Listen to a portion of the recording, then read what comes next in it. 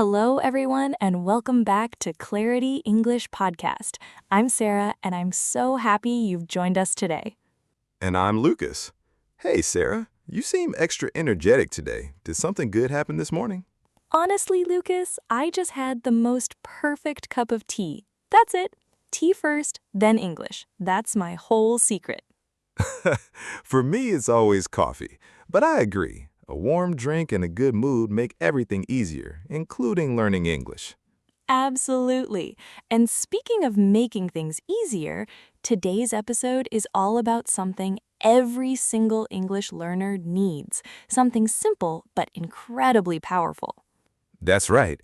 Today we're talking about how to introduce yourself in English. How to say hello, share your name, talk about where you're from, what you do, all of it. Whether you're meeting someone at work, making a new friend, or sitting in a job interview, it always starts with a simple introduction. And the beautiful thing is, you don't need complicated words. Just a few short, warm sentences, and you're already having a real conversation. So let's start right from the beginning. Let's talk about greetings. When you meet someone for the very first time, what's the first thing you say? The most natural and common option is simply hello or hi. Both are friendly, easy, and work in almost every situation. You can use them with strangers, with colleagues, with neighbors. But what about hey? Can I use that? You can, but hey is more casual. It's perfect for friends or people you already know. In a formal setting, like a job interview or a business meeting, stick with hello or hi. Great tip.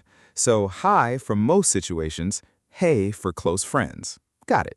And you can always add a warm phrase right after your greeting. Something like, "Hi, how are you?" or "Nice to meet you." These small additions make you sound natural and kind. Let's show everyone how a first meeting actually sounds. I'll go first. Go ahead. Hi, my name is Lucas. It's really nice to meet you. "Hi, Lucas. I'm Sarah. Nice to meet you too." See how easy that is? Short, friendly, and completely natural. Now it's your turn, everyone. Say it out loud right now. Say, "Hi, my name is," and then add your own name. Ready? 1, 2, 3, go. Excellent. You just had your first English introduction. How does that feel? I remember the first time I said hello to a stranger in English. I was traveling in Portugal and I walked into a small bookshop. The owner looked up and said, "Hello, can I help you?" And I froze for a second. Then I said, "Hi, I'm Sarah from Australia." And he smiled and said, "Welcome, Sarah." That was it. 5 words, and I felt so proud of myself. I love that story. It shows something really important. You don't need a perfect sentence. You just need a real one. Exactly. Confidence doesn't come from knowing everything. It comes from trying something and seeing that it works. And a smile helps too. A smile is part of your greeting, no matter what language you're speaking. So remember, when you meet someone new, just start with hi or hello. Add your name and say nice to meet you. That's all you need to open a conversation. Okay, so after the greeting, people usually want to know 2 things right away: your name and where you're from. Let's start with names. How do you share your name in English? You have 2 very simple options. Option 1, my name is Sarah. Option 2, I'm Sarah. Both are totally correct. Both sound natural. In a formal situation, like a job interview, my name is Lucas sounds a little more professional. In everyday conversation, I'm Lucas is perfectly fine. Now, where are you from? Again, 2 easy ways. I'm from Australia, or I come from Australia. Use whichever feels more natural to you.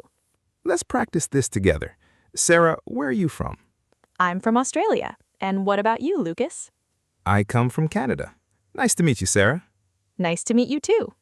See, everyone? That's a complete, natural exchange. Name and place, done. Now, here's something fun. You can make your introduction a little more interesting by adding one small personal detail, something you like, something unique about you. It's a great way to be the other person's something to respond to. It keeps the conversation going. For example, instead of just saying, I'm Sarah from Australia, I can say, I'm Sarah from Australia. I love hiking and trying new foods. And I can say, I'm Lucas from Canada. I enjoy playing guitar and long morning walks. Instantly, you sound warmer, more interesting, and more real. Now, everyone, it's your turn. Try saying this out loud. Ready? My name is, I'm from, and I love. Go ahead. Say it right now, and if you want, write your version in the comments. We'd love to read it. Don't worry about mistakes. A mistake just means you're learning, and learning means you're growing. That's such an important mindset, Lucas. When people are afraid of mistakes, they stay silent, but silence doesn't teach you anything. Exactly. Every word you say, even an imperfect one, is a step forward. All right, so you've introduced your name and where you're from. What comes next in a conversation? Usually people ask, what do you do? Or where do you work? This is one of the most common questions in small talk, and the good news is, answering it is very simple.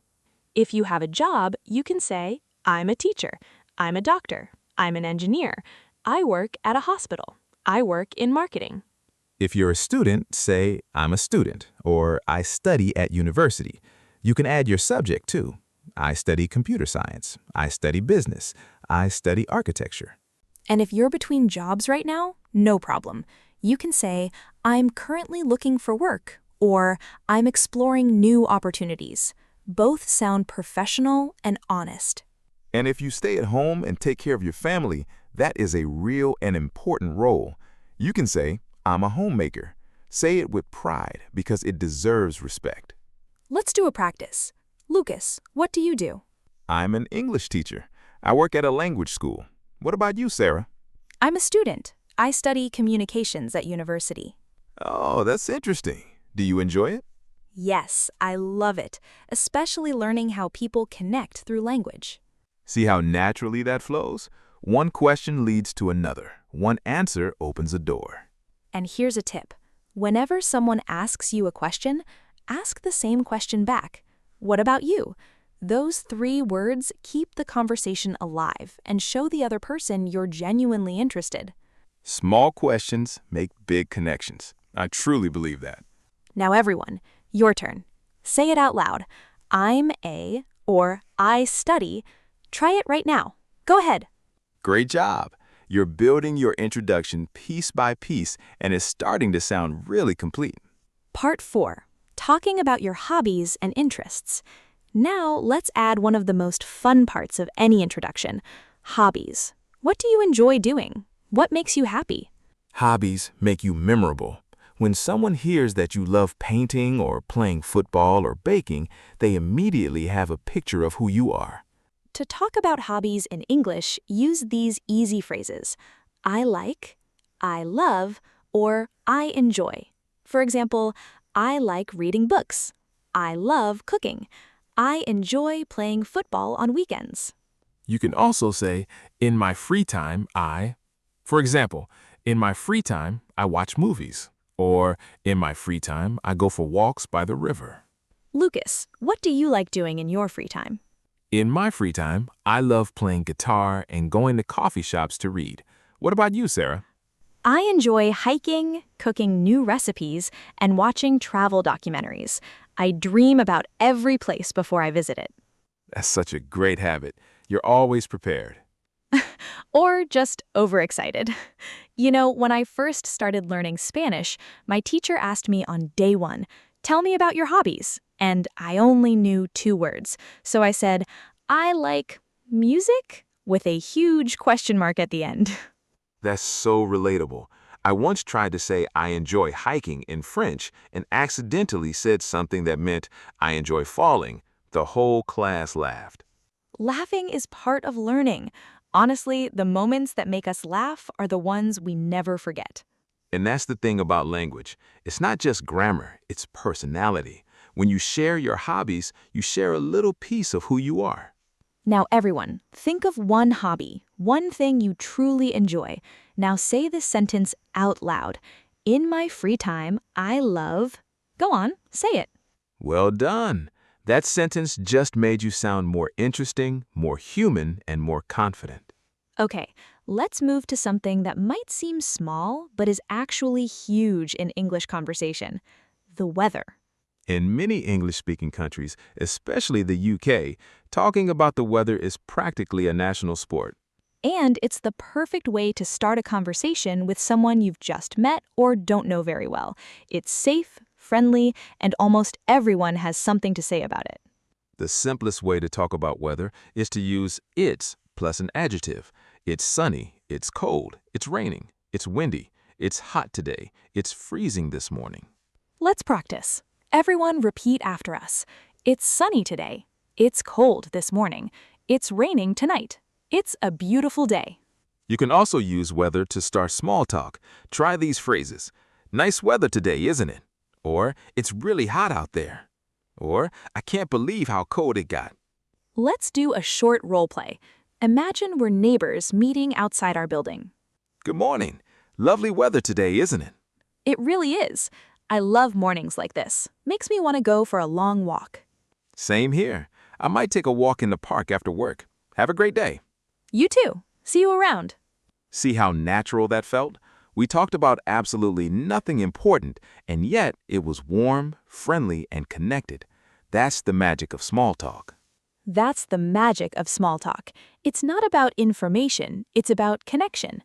Now, let's go one step deeper. Once you're comfortable greeting people and making small talk, you can start sharing opinions, and that's when conversations really get interesting. To share an opinion in English, use these simple phrases. I think rainy days are so relaxing. I believe kindness is the most important thing. In my opinion, this coffee shop is the best in the city. You can also ask for someone else's opinion. Just say, "What do you think?" Or, "How do you feel about that?" Or, "Do you agree?" These phrases work in almost any conversation about the weather, a movie, a restaurant, or a class you're taking. Let's practice. Sarah, what do you think of learning English online? I think it's wonderful. You can learn from anywhere in the world at your own pace. What do you think, Lucas? I agree. In my opinion, the key is consistency.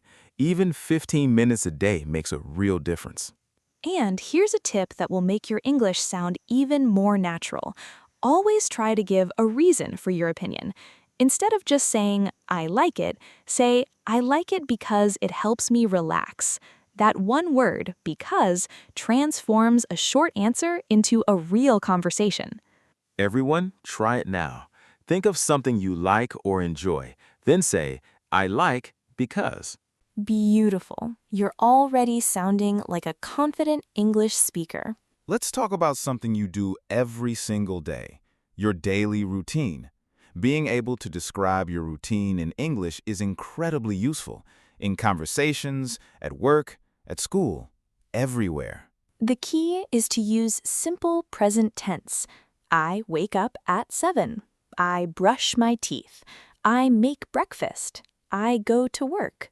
And you can connect these sentences with words like then, after that, next, and later. They make your story flow smoothly. For example, I wake up at 6:30. Then I make a cup of tea and read for 20 minutes. After that, I get ready and go to work. Sarah, tell me about your morning routine. I wake up at 7. I make tea and sit by the window for 10 minutes. Just quietly, no phone. Then I shower, have breakfast, and start my day. What about yours? I wake up at 6. I make coffee immediately. That's the most important step. Then I go for a short walk. After that, I come home, eat breakfast, and start work. Your mornings sound very peaceful, Lucas. I try. It really helps my mood and focus for the whole day. Everyone, try saying 3 sentences about your own morning. Use first, then, and after that. Say it right now. Go. Well done. Talking about your routine is a great way to practice everyday English in a very natural, personal way. Now let's talk about everyone's favorite topic, the weekend. Planning, inviting, accepting, politely saying no, All of this is part of real English conversation. To ask about someone's plans, say, "What are you doing this weekend?" Or, "Do you have any plans?" Or, "Are you free on Saturday?" To share your plans, say, I'm going to visit my family. I'll probably stay home and rest. I'm planning to go hiking. I'm thinking of trying that new cafe downtown. And to invite someone, say, "Would you like to join me? Do you want to come? You should come with us." If you want to accept, sure, that sounds great. I'd love to. Count me in. And if you can't make it, "I'm sorry, I can't this time. I'd love to, but I have plans. Maybe next time." Always polite, always kind. Let's do a quick role play. Lucas, what are your plans this weekend? "I'm going to the farmer's market on Saturday morning. Then I'll probably cook something new in the afternoon. What about you?" I'm thinking of going for a hike on Sunday. Would you like to join me? "I'd love to. What time?" Around 9 in the morning. We can grab breakfast after. Perfect. It's a plan. See how smooth that was? A real, friendly, natural conversation, and you can have one just like it. All right, it's time for a coffee break. And while we're at it, let's learn how to order drinks and food in English. Going to a cafe, restaurant, or bakery is one of the most common real-life English situations, so let's make sure you feel confident. The key phrase is, "Can I have, please?" Or, "Could I get, please?" Or, "I'd like, please." Always use please. It makes your English sound polite and natural, and always say thank you when you receive your order. Let's practice with a cafe scene. I'll be the barista. Sarah will be the customer. Good morning. Good morning. What can I get for you today? Can I have a large latte, please, and one blueberry muffin? Of course. Would you like that for here or to take away? For here, please. Actually, could I also get a glass of water? Absolutely. That'll be $5.50. Here you go. Thank you so much. Enjoy your morning. Everyone, practice these phrases. Can I have, please? I'd like, please. For here or to take away. Thank you so much. Every great conversation has a beginning and a beautiful ending. Let's talk about how to say goodbye in English in a warm, natural way. Because how you end a conversation is just as important as how you begin it. It leaves a lasting impression. Here are some common, friendly ways to say goodbye. It was lovely talking with you. It was great meeting you. See you soon. Take care. Have a wonderful day. Until next time. Let's put everything together in one final scene. Imagine we just finished a coffee together and we're saying goodbye. It was so great talking with you today, Lucas. I really enjoyed it. Me too, Sarah. Always a pleasure. Have a wonderful evening. You too. Take care and see you soon. See you soon. Bye. That's how it ends. Warm, kind, and memorable. Before we go, let's do a quick word spotlight. 3 useful words from today's episode. Word 1. Routine. Something you do regularly, every day. Example, my morning routine starts with tea and silence. Word 2. Polite. Being respectful and considerate in how you speak. Example, it's polite to say please and thank you. Word 3. Confidence. Believing in yourself enough to try. Example, every time I speak English, my confidence grows a little more. 3 beautiful words, and they all connect to what we did today. And that brings us to the end of today's episode of Clarity English Podcast. Thank you so much for being here with us. You are the reason we do this. Remember this, you don't need to be perfect. You just need to be consistent. 1 sentence a day, 1 new word a week, 1 brave conversation at a time. If today's episode helped you, please subscribe to Clarity English Podcast. Share it with a friend who's learning English, and leave us a comment. Introduce yourself. Tell us your name, where you're from, and one thing you love. We read every single comment, and we'd love to meet you. Until next time, stay curious, stay kind, and keep speaking, because your voice matters. See you in the next episode. Take care, everyone. Bye for now.